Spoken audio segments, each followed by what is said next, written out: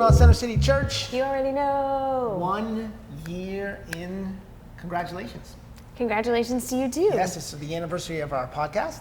Yeah, About who a year ago, knew? we started this thing and been fairly consistent every week to bring you a quick, deeper dive into Sunday morning.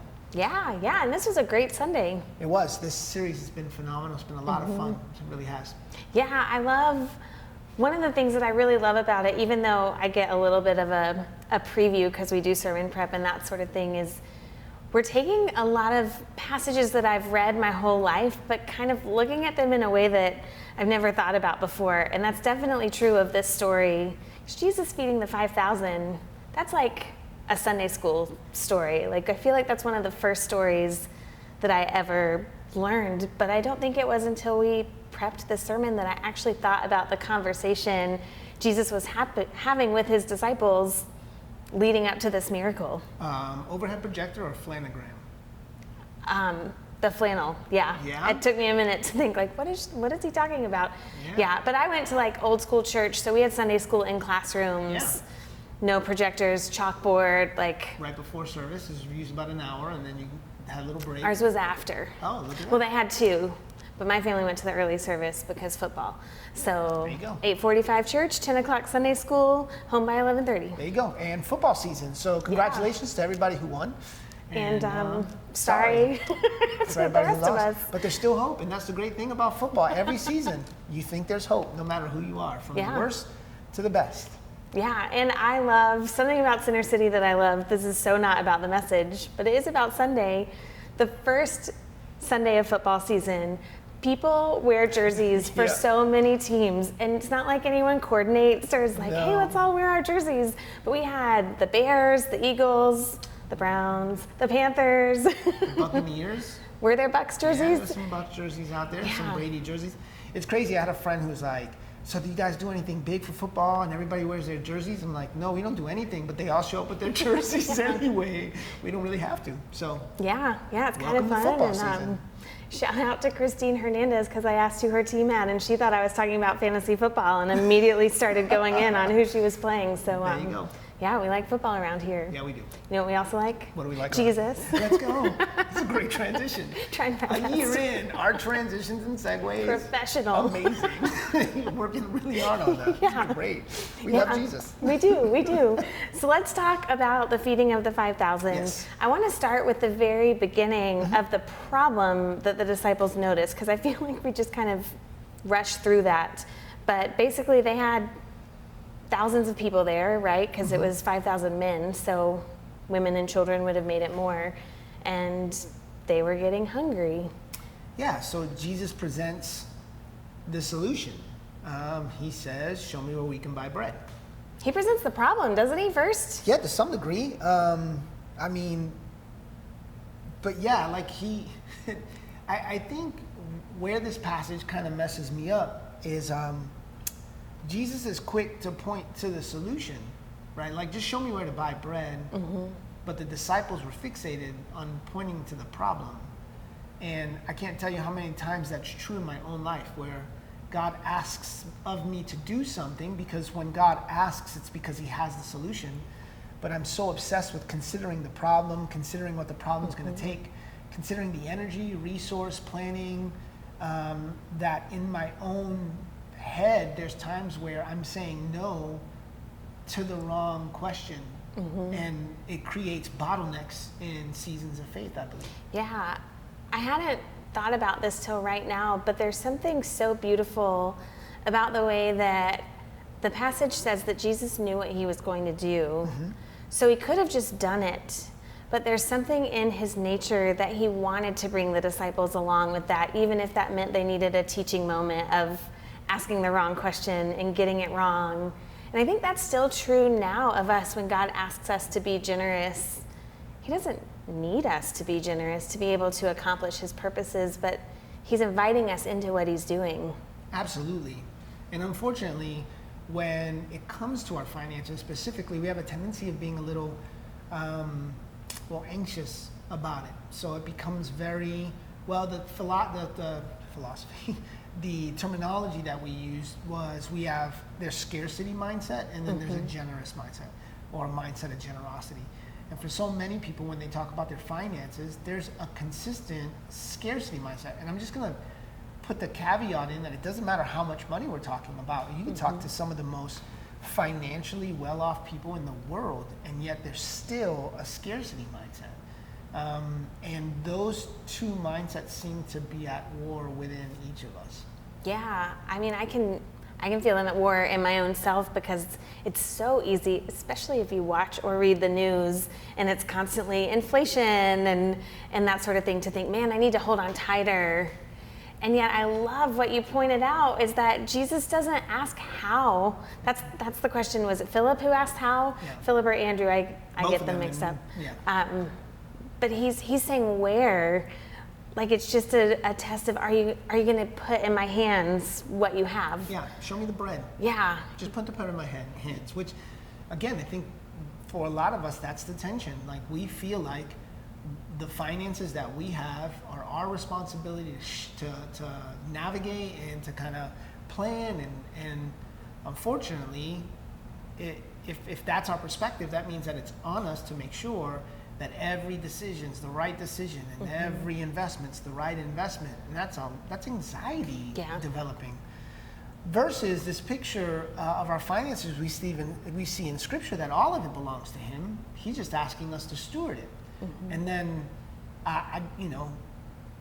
very much like when He's asking us to steward and give Him the reins of our finances, well, then it's incumbent on Him to make the miracle happen. And He does, and He always does. And it's the promise of tithing in Malachi, that when you bring the tithe into the storehouse, the whole tithe, that it not only fills the storehouse, but it fills it to overflowing.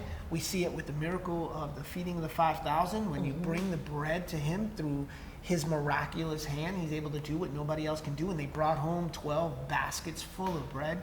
So there's always more than enough, but not if you keep it in your hands. You have to entrust it over to Him. Yeah, one of the things that you just didn't get a chance to get to in that story that I love is that the number of 12, it represents everybody because there were 12 tribes of Israel. So it wasn't an accident. It wasn't just like, oh, there was so much bread left over, but it was a symbolic amount left over to be like, there's enough for everyone if you put this in the hands of Jesus, which is so cool. Yeah, and in a real practical way, it meant that people were also taking stuff home.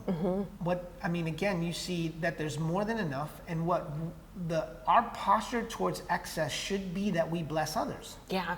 Right? So here's this moment where He could have made just enough to feed the 5,000, but He gives more than enough so that they can in turn bring home excess in order to bless others. And then we kind of see them in a couple of days turn around and look for Him again, like, where's this guy who fed us? Where's this guy who fed us?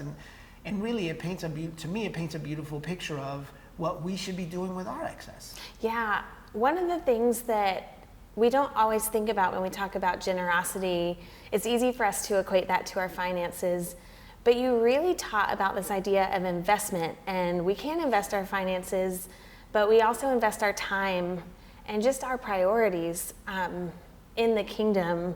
Will you talk a little bit about the non-financial side of choosing to be generous? Yeah, so when we talk about finances and we talk about investment, we often talk about the tithe and how the tithe is this picture of the first investment of my life. I would say that when it comes to our schedule, often we have a tendency of investing only the leftover without considering our schedule as a whole. One of the things that when we ever have this conversation, people have a tendency of moving into the hyper-spiritual. I think conversations about tithe, finances, scheduling have practical implications. You can't give the best of your time if you never sit down and plan out where your time goes, right? So if you look on my schedule today, it will have things like sermon prep. It will have things like podcast recording. But for so many, we kind of stop at that versus, well, where's your prayer? Where's your prayer time? So every day in my schedule, we see time that's been scheduled for prayer. Well, John, what happens when there's shifts and changes? There's shifts and changes, and that's fine, and God's okay with that. And there's times where I can't pray in the morning because of something that I have, or something comes up and I have to pray in the afternoon, or, God forbid, even skip a day at points. But it really starts at this practical place. If I looked at your calendar Or if we went back and checked your location map based off of your Google, map setting, where did you invest time with the Lord? Where did you invest in eternal things? It's not just in time of prayer, but we believe here that an investment on a Sunday morning, like teaching your family that church is a priority, teaching your family that connecting with men and women of the faith in groups and in family communities, that's a priority. So if I look at your calendar and there's no investment in the eternal, well, the only thing that you can reap is temporary. And it becomes really a point of super practicality, like, show me how you're spending your time. Yeah, that's challenging for all of us, because immediately I think of my calendar is so full, but it's choosing to invest. Well, the reason that your calendar is full, and I say this of myself, is that we allow our calendars to be filled. We don't fill our calendars. The difference of that is, for so many, like their finances happen to them. They don't spend the time necessary to make finances happen. Here's the difference. The car gets a flat. Oh my goodness, I gotta figure out how to scrape a couple $100 together to get a new tire, to get my tires balanced, to get it rotate. That's a crisis.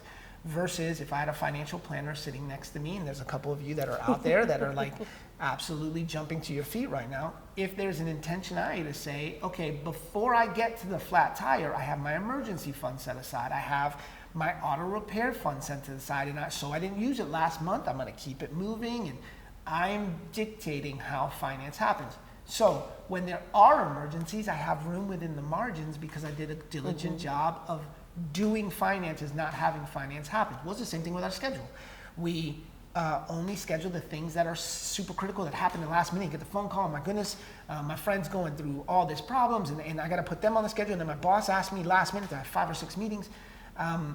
If somebody calls and asks me to set a meeting at a particular time of day on a Monday, hey, Pastor John, can we meet Monday at 7:30? My calendar right now says devotion. So I can't have a meeting because I have something else scheduled. My schedule doesn't happen to me. I happen to my schedule. And I wish I could say that I'm masterful at this. I'm getting better all the time. But I do make a conscious effort to make sure that I am sitting down with my finances, like I'm sitting down with my schedule, to make sure that I'm doing it. It's not happening to me. Right. That's good, and it's practical advice. Like, everyone watching, this is something you can do maybe this weekend. Sit down with your spouse, roommates, by yourself, however you live, and look at your calendar, look at your finances. And I do think we like to over spiritualize it sometimes because that takes less work. Absolutely. And this is a hard one because it's like, oh, there's a practical thing that I can do right now, but it's going to make it all, I can't even think of the right word. I wanted to say easier, but it won't necessarily be easy. And yet, once you get it under control, you will have that rhythm. Yeah. So for the person who may be struggling, thinking, I'm not sure I'm investing the time that I need to in eternal things, your homework is to sit down with the calendar and figure out, when's the best time I need to set aside for prayer? What's the best time I need to set aside for study? What's the best time I need to sit down with corporate gathering? Does your Sunday morning church attendance make it to your calendar? Does your group structure make it to your calendar? And I would say, again, with that principle, the tithe, I would challenge you to consider that it makes it to your calendar before the kids' soccer practice, before the golf outing, before that extra meeting, that association meeting for your condo, whatever other events. But if we are diligent to do it before, when the emergencies do show up, we have space. There's space within the margins. I can move and shift things, and I happen to my schedule. My schedule doesn't happen to me. It's so good. Where are we headed?